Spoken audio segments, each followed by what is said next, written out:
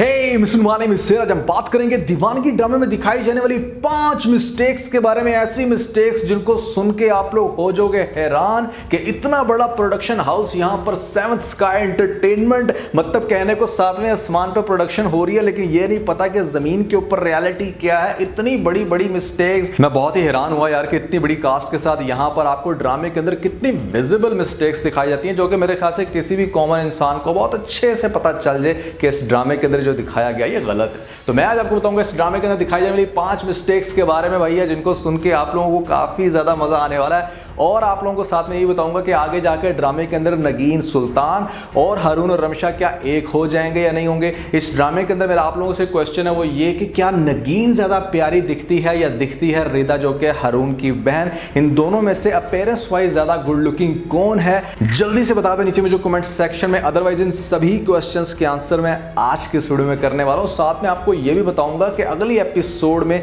सुल्तान expectedly क्या कर सकता है। फिर जो नए लोग आए मेरे चैनल पर, जल्दी से दबा दें सब्सक्राइब का बटन, पुराने लोग जिससे कर ले मुझे इंस्टाग्राम पे फॉलो यहाँ @नुमानलीम, क्योंकि आपके सभी क्वेश्चंस के आंसर मैं वहां पर करने वाला हूं। वीडियो करते हैं जल्दी से लाइक, ताकि हम स्टार्ट कर सकें बहुत ही सुपर रिव्यू। तो चले आगे बढ़ते हैं।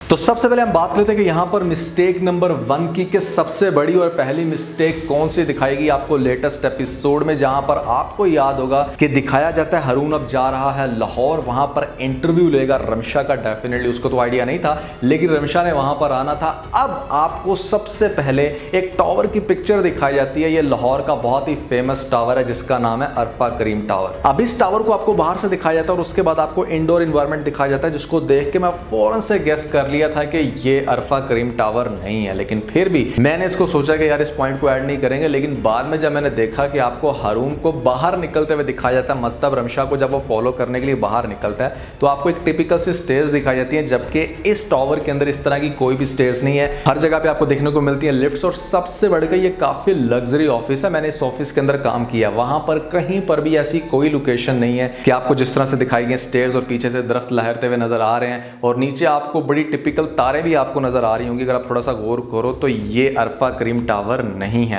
मेरा कहने का मकसद सिर्फ ये है, जब आप इतने बड़े प्रोडक्शन हाउस है और जियो के तकरीबन 90% ड्रामे सेवंथ स्काई प्रोडक्शन की तरफ से ही होते हैं, तो आपको इतने सस्ते काम नहीं करने चाहिए। अब हम बात करते हैं यहाँ पर मिस्टेक नंबर 2 की। वैसे तो आपको बड़ा दिखाया जाता है कि माँ बड़ी चालाक है, माँ हर चीज को बहुत अच्छे से ऑब्जर्व कर लेती है, लेकिन जिस टाइम नगीन की सांस पकड़ती है और फोन पर बड़े आराम से सुन सकती है कि कोई इंसान किस तरह से अपने प्यार मोहब्बत की बातें कर रहा है, मतलब एक आधा मिनट तो उसने वो बातें सुनी, और उसके बाद क्या होता है कि चलो ठीक है उसे थोड़ा सा शक होते हुए दिखाया गया, लेकिन वो क्यों नहीं पहचान पाई सेम आवाज़ जिस टाइम वो बंदा सामने बैठा हुआ है। क्योंकि कुछ लोगों की आवाज़ ना बड़ी डिफरेंट होती है, जैसे इस ड्रामे के अंदर भी सुल्तान की आवाज़ भी ना बड़ी यूनिक सी, आप बहुत अच्छे से डिफ्रेंशिएट कर सकते हो। तो माँ के सामने बैठ के जिस टाइम वो कर रहा था बातें, तो माँ को क्यों नहीं शक हुआ कि ये आवाज़ मुझे पहले कहीं सुनी सुनी सी लगती है। अब जो तीसरी मिस्टेक मुझे नजर आई आज की एपिसोड में, वो ये कि आपको दिखाया गया कि सुल्तान बड़े आराम से जाता है वॉशरूम के बहाने डायरेक्टली हारून के कमरे में, कि मतलब वो उसे अपने पर्सनल वॉशरूम में लेके आ रहा है। इतना बड़ा फ्लैट दिखाया गया और वहां पर वो अपने बेडरूम के वॉशरूम में उसको लेके आ रहा है। इस चीज की भी सेंस नहीं बनती, लेकिन चलो ठीक है। जिस टाइम वो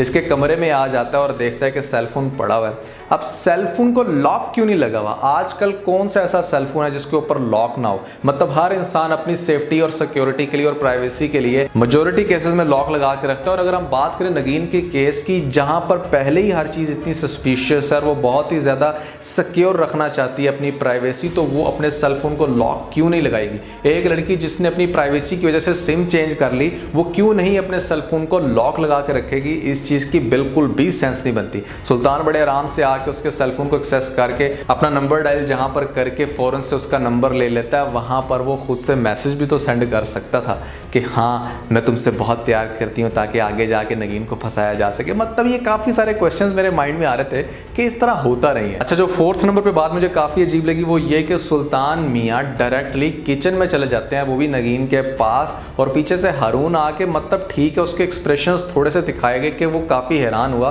कि यहाँ पर क्या कर रहा है, लेकिन आगे आगे से उसका बहाना सुनो कि मैं असल में स्मोकिंग करना चाह रहा था, माँ के सामने स्मोकिंग करता हुआ अच्छा नहीं लगता, तो मैं यहाँ किचन में आ गया तुम्हारी वाइफ के पास। मतलब ये क्या लॉजिक हुआ यार, किचन में कौन स्मोकिंग करने जाता है। यहाँ पर आई अंडरस्टैंड कि इसका सीन नगीन के साथ दिखाना जरूरी था, तो नगीन को किचन के अलावा किसी और जगह पर भी तो दिखाया जा सकता था जहां पर सुल्तान गुजरते उसके पास जाता और उसके बाद कि वो बात करता कि हाँ वो स्मोकिंग के लिए यहाँ पर खड़ा हुआ। तो कुछ चीजें ऐसी होती हैं जो कि बिल्कुल भी लॉजिकल नहीं होती, लेकिन इस ड्रामे के अंदर अजीब ही तरीके से प्रेजेंट किया जाता है। ये सारे प्रोडक्शन की मिस्टेक्स हैं, डायरेक्शन की मिस्टेक है। आपको अच्छे से पता होना चाहिए कि आप कौन सा सीन किस तरह दिखा रहे हो। अच्छा, अब हम बात करते हैं यहाँ पर मिस्टेक नंबर 5 की। मिस्टेक नंबर 5 को बताने से पहले मैं चाहूंगा कि आप लोग जरा छोटा सा क्लिप गौर से देखो ताकि आपको पता चल जाए कि मैं कहना क्या चाह रहा हूँ। तुम मेरी सोच से भी ज्यादा घटिया और कमीने इंसान।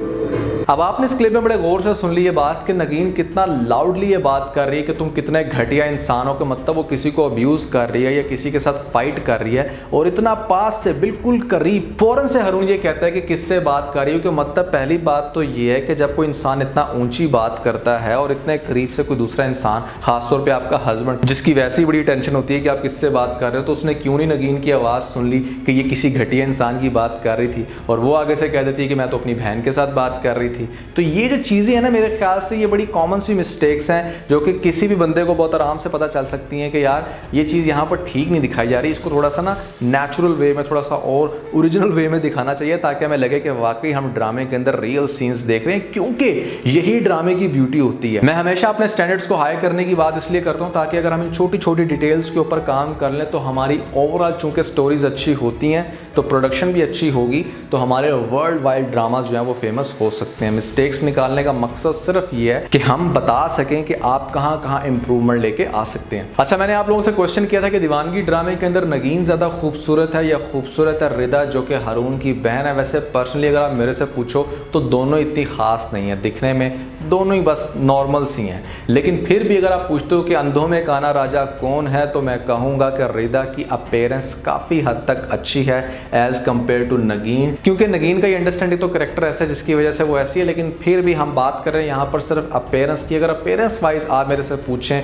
तो मैं समझता हूँ कि रिदा ज़्यादा अट्रैक्टिव है। आप लोगों को क्या लगता है ज़रूर बताइएगा नीचे मुझे कमेंट सेक्शन में। तब हम बात करते हैं यहाँ पर जो मैंने स्टार्ट में क्वेश्चन रेज किया कि क्या आगे जाके सुल्तान नगीन के साथ और हारून रमशा के साथ एडजस्ट हो पाएंगे, तो भाई मैं अभी भी वहीं पर स्टैंड लेता हूँ कि ऐसा बिल्कुल भी आपको नहीं दिखाया जाएगा। हाँ, बहुत ज़्यादा आपको दिखाया जाएगा कि सुल्तान कॉन्स्पेरेसीज क्रिएट कर रहा है और काफ़ी ज़्यादा हर्डल्स क्रिएट कर रहा है, नगीन का माइंड ख़राब करने की कोशिश कर रहा है, उसको ये चीज़ पोर्ट्रे करेगा कि जैसे उसके हस्बैंड का अफेयर चल रहा है लाहौर में, इस वजह से वो गया सब कुछ छोड़ छाड़ के। बहुत सारी हो सकता है कि उसकी पिक्चर्स बनवा के भी सेंड कर दी जाएँ और यहाँ पर इनकी आगे जाके फाइट भी हो, लेकिन हारून का ऐसा माइंड बिल्कुल भी नहीं है कि वो रमशा को एक्सेप्ट करे दोबारा।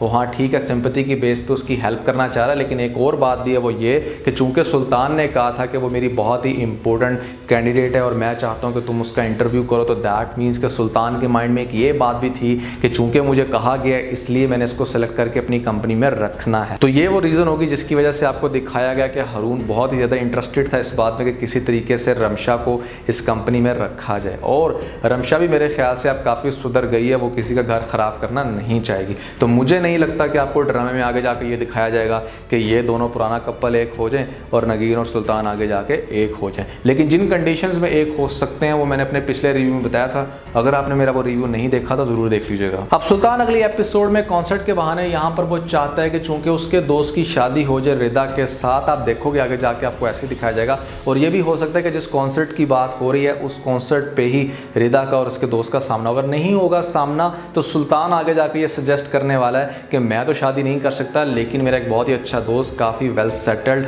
काफ़ी अमीर बंदा है वो, तो उसके साथ शादी की जा सकती है, जिसको ये फ़ौरन से एग्री कर लेंगे क्योंकि इनका मकसद सुल्तान नहीं है, एक अमीर बंदा है जिसके साथ रिदा की शादी हो, तो वो फ़ौरन से सुल्तान के दोस्त के लिए एग्री हो जाएंगे। जब घर खाली होगा, घर में कोई नहीं होगा, तो पीछे से आएगा सुल्तान और उसका डेफिनेटली नगीन का दिमाग ख़राब करने की कोशिश करेगा कि तुम्हारा हस्बैंड इस तरह से लाहौर में ये सब कुछ करता फिर रहा है, हर तरह से ना इसको कन्विंस करने की कोशिश करेगा, इसके हस्बैंड को पहले चीटर साबित करने की कोशिश करेगा, जिस पे नगीन बिल्कुल भी यकीन नहीं करेगी। और आगे जाके जिस टाइम वो नगीन को हारून के आगे गलत साबित करने की कोशिश करेगा तो वो चीज़ भी नाकाम होगी, जिसकी वजह से मुझे ऐसा लगता है कि हारून और नगीन कभी भी अलग नहीं हो सकते। लेकिन आप लोगों को क्या लगता है, आप लोगों की क्या है प्रेडिक्शंस, जरूर बताइएगा नीचे मुझे कमेंट सेक्शन में। तो आज के बस इतना। अगर आपको इस वीडियो के अंदर कोई एक पॉइंट अच्छा लगा तो इस वीडियो को लाइक जरूर कीजिएगा और अपने दोस्तों के साथ ज्यादा से ज्यादा वीडियो को शेयर करने की कोशिश करें, स्पेशली उन दोस्तों के साथ जो पाकिस्तानी ड्रामास के बहुत बड़े फैन है। चलिए तो सब्सक्राइब के बटन के ऊपर जरूर क्लिक कीजिएगा और कमेंट सेक्शन में मुझे अपना फीडबैक देना मत भूलिएगा।